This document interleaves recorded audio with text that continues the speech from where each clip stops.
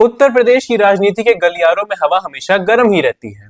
उत्तर प्रदेश की राजनीति हमेशा बदलती रहती है, परिस्थितियां विकसित होती रहती हैं और नए पहलू सामने आते हैं। मऊ में उपचुनाव होना है। अब्बास अंसारी, जो अभी तक ओम प्रकाश राजभर की पार्टी से मऊ से विधायक थे, उनकी सदस्यता जा चुकी है। 2022 के विधानसभा चुनाव के प्रचार के दौरान अब्बास अंसारी ने कुछ विवादित बयान दे दिए थे।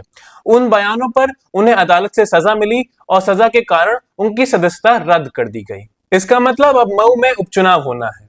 अभी तक उत्तर प्रदेश में जितने उपचुनाव हुए हैं उसमें ज्यादातर में भारतीय जनता पार्टी को ही बढ़त मिली है, चाहे वो मिल्कीपुर का उपचुनाव हो या फिर एक मुस्लिम बहुल्य सीट कुंदरकी का उपचुनाव हो। दोनों ही जगहों पर जीत हासिल करके योगी आदित्यनाथ ने अपना वर्चस्व कायम किया है। लेकिन अब बात आती है पूर्वांचल की। पूर्वांचल सिर्फ इसलिए बड़ा सवाल नहीं है क्योंकि यहाँ पर लोकसभा में भारतीय जनता पार्टी को करारी हार झेलनी पड़ी थी, बल्कि इसलिए भी क्योंकि जिस विधानसभा सीट की हम लोग बात कर रहे हैं वो मुख्तार अंसारी और उनके खानदान की कर्म भूमि है।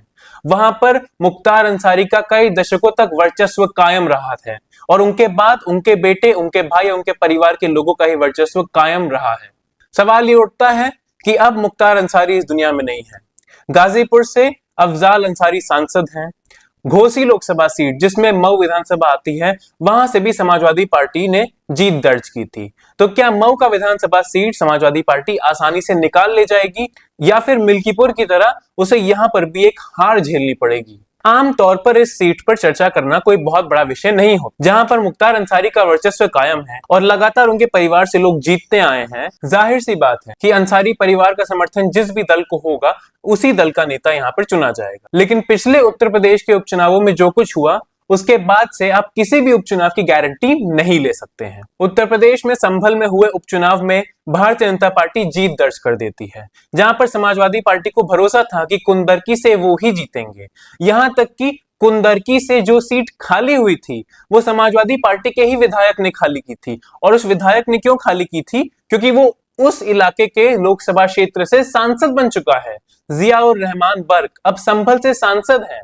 उन्होंने अपनी सीट खाली करी विधानसभा की और समाजवादी पार्टी उस सीट को नहीं बचा पाई। उपचुनाव के संदर्भ में बहुत से सवाल उठे, प्रशासन पे सवाल उठे, पुलिस कर्मियों पे सवाल उठे कि वहां पर जबरदस्ती मुस्लिम मतदाताओं को डराया धमकाया जा रहा है, उन्हें मतदान करने नहीं दिया जा रहा। चुनाव आयोग ने इस पर तुरंत कड़ी कार्रवाई भी की और कई पुलिस वालों को रोका भी। लेकिन अखिलेश यादव और समाजवादी पार्टी की पहलों के बाद भी चुनाव का परिणाम तो नहीं बदला। कुंदरकी से भारतीय जनता पार्टी ने जीत दर्ज कर ली। अब मऊ विधानसभा सीट की बात है, जिस विधानसभा सीट से मुख्तार अंसारी 2017 तक विधायक थे ही थे और उसके बाद उनके बेटे वहां से 2 बार के विधायक रह चुके हैं, अब्बास अंसारी। उस विधानसभा सीट के बारे में सवाल उठता है तो अजीब लगता है कि ये उत्तर प्रदेश की राजनीति में हो क्या रहा है। लेकिन उत्तर प्रदेश सरकार के संदर्भ में सच्चाई यही है कि अब उपचुनाव होता है तो आप हर समय गारंटी नहीं ले सकते कि उस उपचुनाव में कोई दिक्कतें नहीं आएंगी, प्रशासन की तरफ से कोई प्रभाव नहीं डाला जाएगा या फिर मतदाताओं को किसी भी तरीके का उत्पीड़न नहीं झेलना पड़ेगा। तो चलिए आइए अब बात करते हैं कि मऊ विधानसभा सीट में किसकी क्या भूमिका है, वहां का जातीय समीकरण क्या बैठ रहा है और यहाँ पर किसका पलड़ा भारी है। मऊ विधानसभा सीट में इस समय जातीय समीकरण कुछ ऐसा बैठा है जहां पर मुसलमान मतदाताओं की संख्या बहुत है और वो इस सीट पर अच्छा खासा प्रभाव डालते हैं। इसके अलावा दलित मतदाता, क्षत्रिय, राजभर, यादव, कुर्मी, धोबी, अन्य जातियों का भी इस सीट पर प्रभाव पड़ता है। ऐसे जातीय समीकरण में ये बात साफ है कि समाजवादी पार्टी के पास एक मजबूती तो है क्योंकि मुस्लिम मतदाता काफी, लेकिन बाकी जातियों का समीकरण आगे पीछे कर भारतीय जनता पार्टी और उनके सहयोगी दल इस सीट पर जीत हासिल करने की पूरी कोशिश करेंगे। लेकिन इस सीट पर योगी आदित्यनाथ को यह दिक्कत भी होगी कि उनका उम्मीदवार कौन होगा। क्या वो उनके दल भारतीय जनता पार्टी से होगा या फिर ओम प्रकाश राजभर के दल से होगा? अब्बास अंसारी इस सीट को ओम प्रकाश राजभर की पार्टी बसपा के टिकट पर जीते थे, तो यहाँ पर ओम प्रकाश राजभर की भी एक बड़ी भूमिका है। जहां तक समाजवादी पार्टी की बात है, अखिलेश यादव को यहाँ पर उम्मीदवार उतारना मुश्किल नहीं लगेगा। ये मऊ है, यहाँ पर मुख्तार अंसारी का वर्चस्व कायम रहा है। समाजवादी पार्टी मुख्तार अंसारी के खानदान के साथ सलाह मशवरा कर ही कोई ना कोई उम्मीदवार पर निर्णय लेगी और उसी को टिकट दिया जाएगा। देखना यह है कि योगी आदित्यनाथ ओम प्रकाश राजभर से क्या संवाद करते हैं। क्या ओम प्रकाश राजभर अकेले चुनाव लड़कर यहाँ पे अपना उम्मीदवार उतारेंगे या फिर गठबंधन में ये उपचुनाव लड़ने वाले हैं? अभी कुछ समय पहले ही घोसी लोकसभा चुनाव में ओम प्रकाश राजभर के बेटे को करारी हार मिली थी। घोसी लोकसभा सीट में ही मऊ विधानसभा सीट आती है।